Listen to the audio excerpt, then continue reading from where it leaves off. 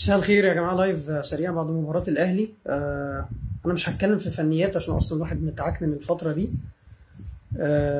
بسبب طبعا الحاجات اللي أنتوا عارفينها. أنا بس في نغمة جديدة، عشان إحنا بنحب الأفوارة. ليه بنحب الأفوارة؟ أول حاجة بس لازم تعرفها، لو أنت أول مرة بتتابعني، أنا ما عنديش حتة إن أنا أشوف الترند فين وأتكلم فيه عشان أجيب لايكات، او لا بلاش اقول عكس حاجه تضايق الناس، عشان لا انا لا بشوف الحاجات بتجيب ارقام ولا فاتح الصفحه دي عشان اعمل منها فلوس. وعادي جدا في لايفات بعملها بلاقي فيها 10 اتفرجوا، 2 بس حطوا كومنت بخش اتكلم مع الاثنين دول، عادي جدا عادي جدا. فانا دلوقتي حاجه لاحظتها عندي على الصفحه ولاحظتها في صفح تانية. انا كتبت بوست ان الفتره دي مصطفى شوبير احسن من الشناوي، سواء فنيا او تركيز او جاهزيه او كل حاجه، او لعيب واخد مومنتم، لعيب جاي من على الدكه وانت اديته ثقه وعمل انجازات وعمل ماتشات وخد بطولات وعمل ريكورد في اول بطوله افريقيا يلعبها اساسي، بسم الله الرحمن الرحيم، وهو لسه نازل. فمبدئيا لو انت لسه في حته احمد شوبير، انت روح بقى تعالي حل مشاكلك مع شوبير وسيبك من الواد. لو انت لسه، ده اول حاجه، لو انت لسه في حته ان مصطفى بيتجامل عشان ابوه، ربنا يعينك بقى، خلاص مش هقدر اشرح لك بقى الحاجات دي. ولو انت فنيا مش شايف ده، حقك ليه بقى؟ لان انا مش هحجر على ارائك فنيا، زي ما احنا ما بنحبش لما حد يحجر على اراء. فحقك لو انت فنيا شايف ان الشناوي جاهز اكتر، حقك تماما. وانا مش دي مشكلتي، انا مشكلتي في ان انا اللي متابعني عارف انا ما باخدش نهج ان انا استظرف على اللعيبه واتريق على اللعيبه وجو بقى، فاهم؟ الزملكاويه اللي هم بيتريقوا على لعيبتهم عشان يجيبوا جمهور الاهلي، والاهلاويه اللي بيتريقوا على لعيبتهم عشان يجيبوا جمهور الزمالك خالص. فانا دايما نقدي لعيبتنا بتلاقيه نقد عادي جدا تاني، لا فيه لا تريقه ولا استظراف ولا افيهات. كانت بوست بسيطه جدا ان حاليا مصطفى شوبير جاهز اكتر، مصطفى شوبير فنيا اعلى، مصطفى شوبير حرام وهو في المومنتم بتاعه ان انت تقعده دكه. وكتبت في البوست، يعني انت بتبقى عارف دماغ الناس فبتبقى بتحسس عليهم وانت كاتب البوست، اني رحت في البوست كاتب ان ده يا جماعه مش معناه ان الشناوي وحش او ان احنا بننكر تاريخ الشناوي او ان الشناوي مش من الحراس التاريخيين في الاهلي. البوست موجود عندي، في حاجه، في مشكله؟ النغمه الجديده ايه بقى؟ الكومنتات بتاعت هو انتوا مش عايزين تبطلوا مستنيين لما الشناوي كمان يقع زي احمد رفعت؟ لا ثانيه واحده بقى، عشان ايه احنا بنحب نأفور؟ وانت هتبقى فاكر ان انا ايه، بلاش اتكلم في الموضوع ده لحسن يقولوا عليا جاحد واحمد. ايه اللي دخل الشناوي في احمد رفعت؟ لا هتكلم وهطلع اقول لك ايه اللي دخل ده في ده. ايه اللي دخل النقد الفني؟ هو ده دلوقتي ده الويف الجديد بقى، ده الترند الجديد، ان احنا كمان اللعيبه فنيا ما ننتقدهمش لحسن يحصل لهم حاجه. انا مش فاهم وعايز حد يفهمني يعني ايه. وده مش عندي على البيج بس، ده التعليقات دي انتشرت بقى على صفحه الاهلاويه، اللي طالع قال طاهر عمل مباراه وحش، حرام عليكم عايزين يقع في الملعب. عايزين مين يقع؟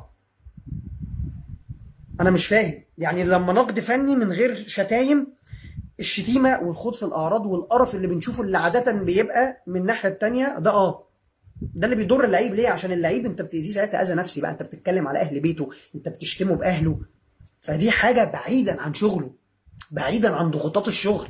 ممكن حد يتحملها، ممكن حد لا، ممكن حد فعلا يقول لك يا عم ايه القرف ده، انا عليا من ده بايه، انا كل شويه سيره مراتي تتجاب وسيره امي تتجاب، صح تماما، بس لا ما تزودوهاش بقى. ما تجيش ان انا بس عشان اكتب بوست ان شوبير احسن من الشناوي يبقى، والنبي بلاش نقد في اللعيبه، كفايه بقى اللي حصل، انتوا عايزين كل شويه حد يقع، انا مش فاهم ايه اللي كل شويه حد يقع. فخلاص، فطاهر ما تتكلمش عليه لحسن يجرى له حاجه ويقع، احمد عبد القادر ما تنتقدوش لا يجرى له حاجه ويقع، الشناوي لا خلاص. طب انا هسالك سؤال، ما انت برضه بالعقليه دي، طب هو مصطفى شوبير ما عندوش نفسيه؟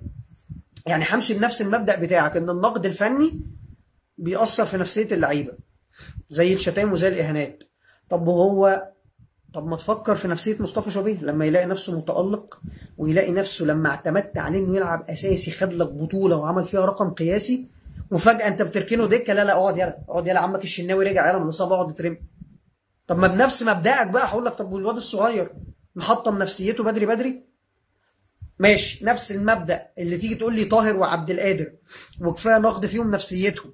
طب واللعيبه اللي قاعده لهم دكه وشايفه ان دي لعيبه سيئه، سيبك من عبد القادر عشان الماتشات اللي فاتت عمل ماتشات، خلينا في طاهر عشان طاهر، ولا هتيجي بقى على الماتش اليتيم تقول لي مان اوف ذا ماتش؟ لا هتعملها والله. ما انا نزلت بوست على ان طاهر يا جماعه مان اوف ذا ماتش وكل حاجه، بس مستوى اتشتمت، احنا بنلخص الموسم في ماتش. ففكر فيها، طب نفسيه اللعيبه الاحتياطي اللي بتبقى قاعده نفسيه عمر كمال يا باشا. طب ما بتتكلمش عنها ليه؟ وهو قاعد شايف محمد هاني وشايف ان محمد هاني اساسي وبتعتمد عليه وبتنزل عمر كمال في الروتيشن. ما هو بنفس مبدأك، ما هي دي الفكره. ما هو احنا لو هنزايد على بعض نقعد بقى نزايد بقى، نسيب بقى الكوره ونسيب الفنيات ونشوف مين فينا طيب اكتر ومين فينا حساس اكتر. فانت تقول لي نفسيه هاني اقول لك ونفسيه عمر كمال، تقول لي نفسيه الشناوي اقول لك ونفسيه مصطفى، وافور بقى زيك اقول لك ده مصطفى كمان شايف ابوه بيتقال عليه يا حبيبي، لا طبطب عليه ولاعبه. ما خلاص بقى نسيب الفنيات وناخدها بقى في الحته دي. فاهدوا يا جماعه، بلاش افوره، بلاش افوره. ده اللي انا هقوله في اللايف ده كله، ده اللي انا هتكلم فيه. بلاش افوره وبلاش تمرقوا اللعيبه. لا هو ما يبقاش الحل اللي هو طب خلاص لا بلاش بقى نتكلم عليهم ولا نقول ان حد بيلعب وحش ولا نتضايق من حد لو عمل غلطه وخلاص. لا انزلوا يا اولاد اعملوا اللي انتوا عايزينه، ما حدش هيتكلم. ما فيش حاجه اسمها كده، مفيش حاجه اسمها كده. جرب انت في شغلك، روح لمديرك قول له بص يا باشا انا بعد اذنك مش عايز حد يكلمني بعد كده في الشغل. اجي بقى بدري، اجي متاخر، اغلط في الشغل، اعمل لكم كارثه تخسركم فلوس، ارجوك انا مش عايز حد يكلمني. جرب كده اعملها وشوف هتنفع ولا لا. ما دي شغلانه زي اي شغلانه. تاني، الشتايم والخوض في الاعراض والتريقه دي حاجه تانيه، عشان ما تدخلنيش في قصه تانيه ولقيت تقوم جايب لي سكرين شوت واحد كان بيشتم اللعيب بامه وتقول لي حط نفسك مكانه ولا شتمت بامك تاني. ابوس ايدك افهم، بنتكلم عن النقد الفني اللي باحترام. اي حد بيشتم اللعيبه لا ده عيل قليل ادب، وده اللي بيأذي بقى اللعيب نفسيا لما يشوف سيره مراته وسيره امه وسيره اهل بيته على كل لسان. طبعا دي قصه تانيه. وعشان كده اما بيحصل المواقف اياها زي خناقه امام عاشور وزي خناقه ياسر ابراهيم وزي ونبقى كلنا يا باشا معلش انت عايز ايه؟ لا مش هطلع اقول لك مهما كان العنف، لا يا باشا انزل اضربه وضرب. ده واحد عاكس مراتك وساعة ياسر ابراهيم واحد بيقل منك وبيتريق عليك قدام مراتك وعيالك، يا باشا انزل اضربه ضرب. لكن نقد فني لا. لكن لو جه مثلا وقفك بقى في الشارع قال لك انت الماتش اللي فات كنت وحش قوي محتاج تركز ورحت لطشه بالقلم، ساعتها بقى لما انت كلاعب تطلع تقول لي اتريق عليا قدام مراتي اقول لك لا فين التريقه؟ الراجل بيقول لك ركز وانت مستواك الفني ولا اتريق ولا شتمك ولا عمل حاجه. فيا ريت بس والنبي ايه، عشان هي اللعيبه اوريدي ممروعه فهي مش ناقصه. فيا ريت تاني فرق ما بين النقد الفني وفرق ما بين الشتيمه والخوض في الاعراض وان انت تتكلم بقى في حاجات شخصيه مع اللاعب او ان انت تشخصنها معاه اللي هو لا بقى انت حلو ووحش انا هفضل انتقدك. دي كلها ملهاش علاقه بالنقد الفني. وتاني لو هتحسبها بان نفسيه اللعيب ده، طب ما تحسبها زي ما بقول لك نفسيه بقى اللعيب الدكه اللي قاعد ومستقبله بيضيع وشايف واحد بيلعب اساسي وهو اسوأ منه. وهو ده عنده نفسيه وده عنده نفسيه. ما زي ما الشناوي عنده نفسيه، ما مصطفى شوبير عنده نفسيه، زي ما محمد هاني عنده نفسيه، ما عمر كمال عنده نفسيه، زي ما قفشه عنده نفسيه، ما امام عاشور عنده نفسيه، واحد زي كريستو.